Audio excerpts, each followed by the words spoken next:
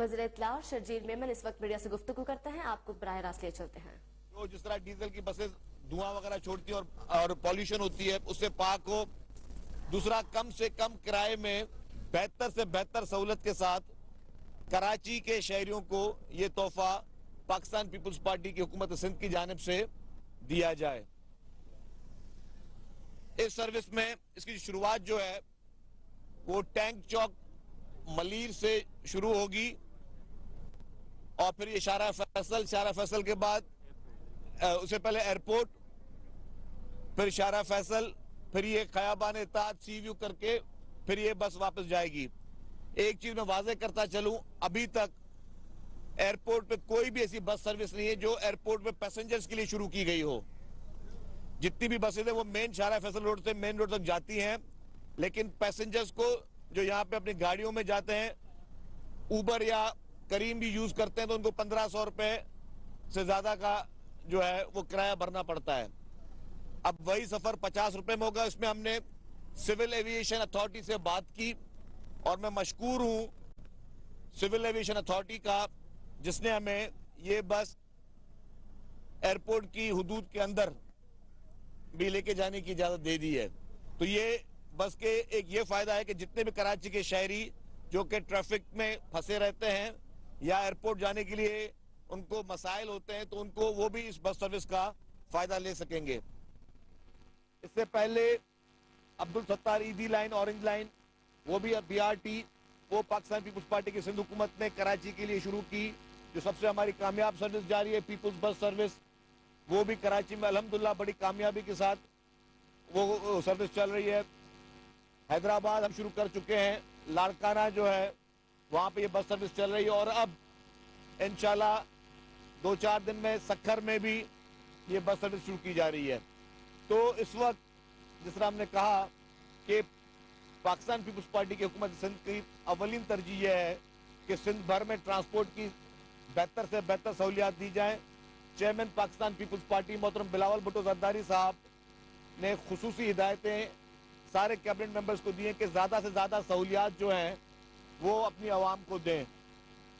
President मोहतरम आसिफ अली जरदारी साहब की भी खुसूसी तौर पर इसमें दिलचस्पी है और वजीर आला सिंध सैयद मुराद अली शाह साहब जो कि हमारी इस पूरी टीम के कैप्टन हैं, उनके ताउन के बगैर कोई भी सर्विस जो है शुरू करना वो मुश्किल है।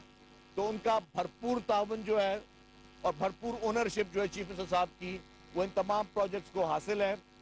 और सिंध हुकूमत जिसने कराची में हमेशा फोकस किया कि टॉप प्रायोरिटी हो डेवलपमेंट कामों की, सॉलिड वेस्ट मैनेजमेंट भी नासिर शाह साहब मौजूद हैं, उनकी मेहनत से मुख्तलिफ इजला में सॉलिड वेस्ट मैनेजमेंट भी कामयाबी से काम कर रही है, कचरे का काम भी हो रहा है। बाकी भी इंफ्रास्ट्रक्चर कराची में हमेशा बात होती है, इंफ्रास्ट्रक्चर पे भी बहुत ज्यादा काम जो है वो सिंध हुकूमत कर रही है। वज़ीर इत्तलात सिंध शर्जील इनाम मेमन कराची में मीडिया से गुफ्तगू। वज़ीर इत्तलात सिंध शर्जील इनाम मेमन मीडिया से गुफ्तगू कर रहे थे। उनका कहना था कि मुल्क में पहली बार ई बस सर्विस का आगाज किया गया, लोगों को सफर में दुश्वारी का सामना था। हुकूमत सिंध आवाम को बेहतर सफरी सहूलियात देने के लिए कोशा है। एयरपोर्ट जाने वाले मुसाफिर भी अब ई बस सर्विस का इस्तेमाल कर सकते हैं। इसी के साथ साथ पीपल्स बस सर्विस भी शानदार चल रही है। आपको बताएं कि वज़ीर इत्तलात शर्जील इनाम मेमन मीडिया से गुफ्तगू कर रहे थे। उनका कहना था कि मुल्क में पहली बार ई बस सर्विस का आगाज किया गया।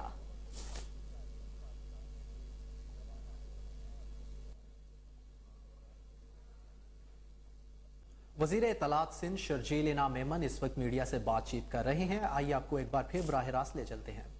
जो ज्यादा से ज्यादा रिलीफ देती है, मसाइल हैं, मसाइल को मानते हैं और मसाइल के हल के लिए दिन और रात पूरी काबीना अपनी लीडरशिप के कहने पर अमल पैरा है।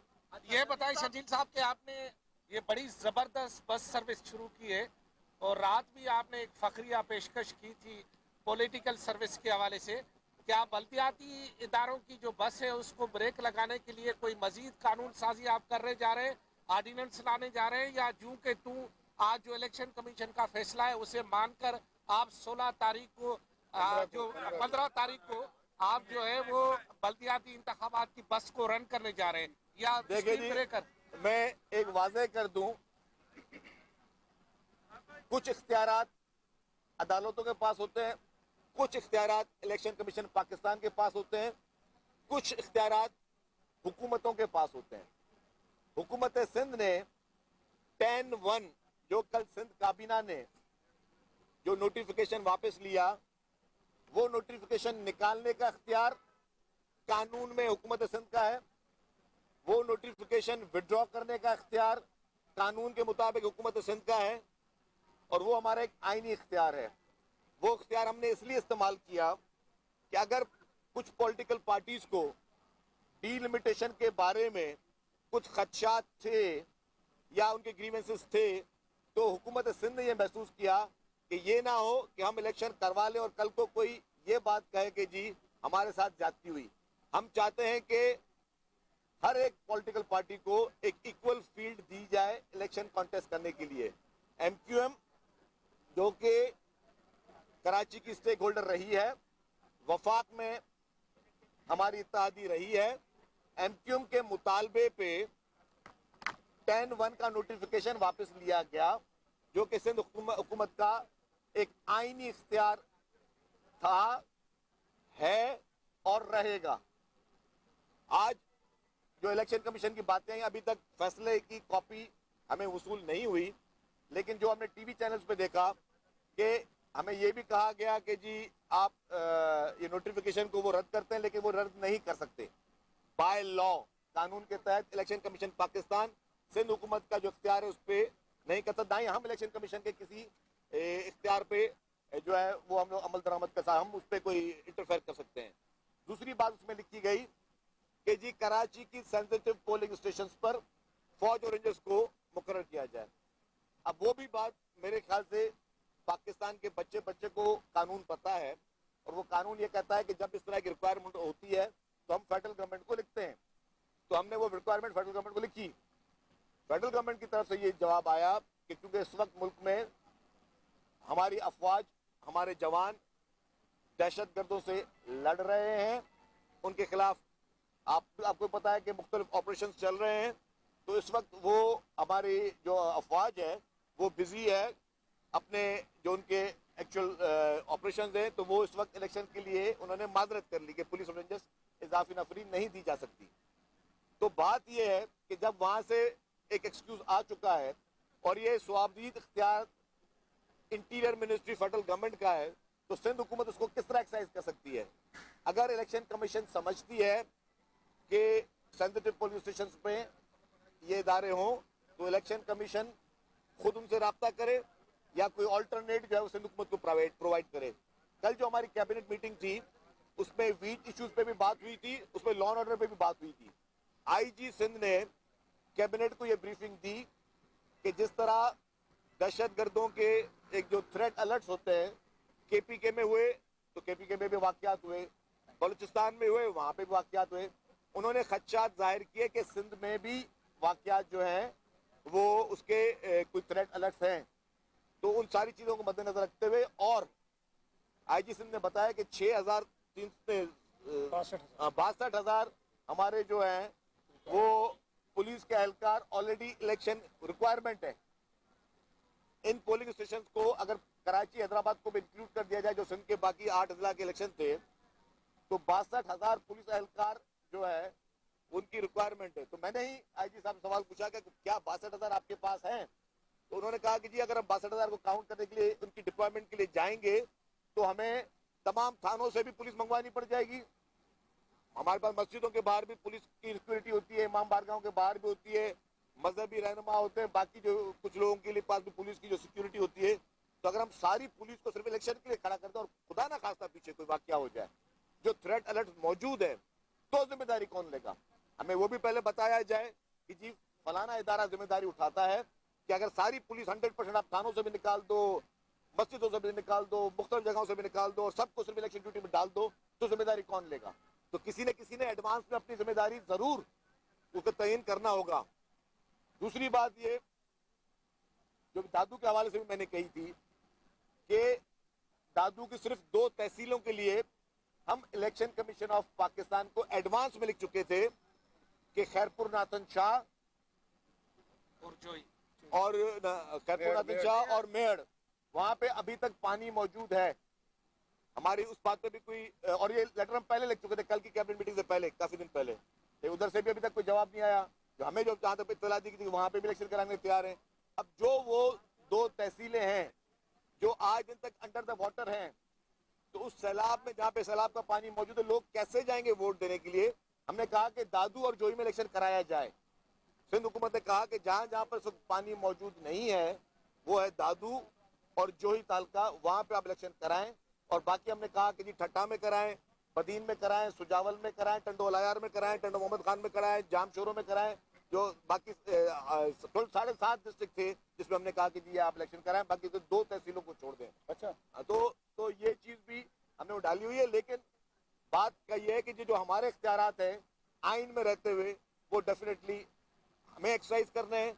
जो इलेक्शन कमीशन ऑफ पाकिस्तान के इख्तियारात हैं आइन में रहते हुए, वो इलेक्शन कमीशन ऑफ पाकिस्तान ने अमल शकील साहब बात सुनिए। इसके बावजूद अगर इलेक्शन कमीशन पर जिद हो 15 तारीख को इंतखाबात कराए जाए तो फिर क्या होगा? फिर क्या सिंध हुकूमत और वफाकी हुकूमत फौज और पुलिस देने से भी गुरेज होगी? इलेक्शन कमीशन का वाज़ेह एक जो स्टेटमेंट भी आ गया है। उन्होंने सेक्रेटरी को यहाँ पहुँचने की हिदायत की है और मेंबर सिंध का जो है उसको भी हिदायत जारी की है।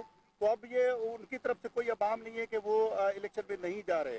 तो आपकी क्या हिकमत अमली? उसके अलावा सर बसेज से रिलेटेड बताएं कि और क्या है, ये कितनी बसेज हैं और मजीद क्या मंसूबे हैं आपके? क्या आप अदालतों में जाएंगे इलेक्शन कमीशन के खिलाफ? देखिए बात सुने, मैं बात वाजे कर चुका हूँ। जो कि हुकूमत सिंध का इख्तियार है वो वही करेगा।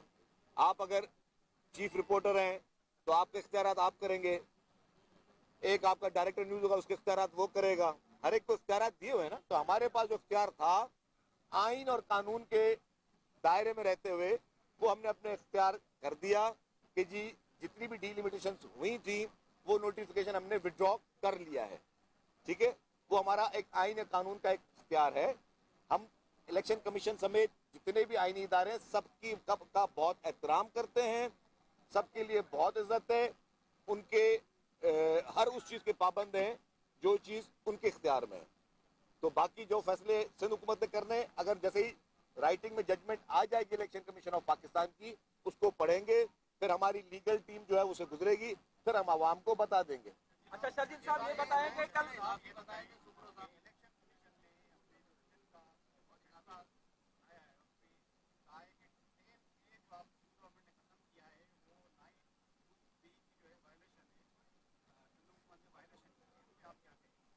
देखिए जी, मैं समझता हूँ कि 10A नहीं है 10(1) जो है वो सिंध हुकूमत का स्वाबदीद इख्तियार था जो कि काबीना के पास था, और काबीना ने अपना वो इख्तियार इस्तेमाल किया और उस पर अमल पैरा है। और जिस तरह मैं कह चुका हूँ कि मजीद अगर आपके कोई सवालात इलेक्शन कमीशन ऑफ पाकिस्तान की या 15 तारीख की जो इलेक्शन होनी थी उसके बारे में है, तो उस बारे में जैसे ही तफसीली फैसला आएगा जवाब दे सकूँ। अभी मेरी गुजारिश होगी कि आप सब लोगों को दावत है इस बस में बैठें, सफर करें, कि ये पाकिस्तान पीपुल्स पार्टी की जानिब से आप तमाम लोगों के लिए, आवाम के लिए ये तोहफा है।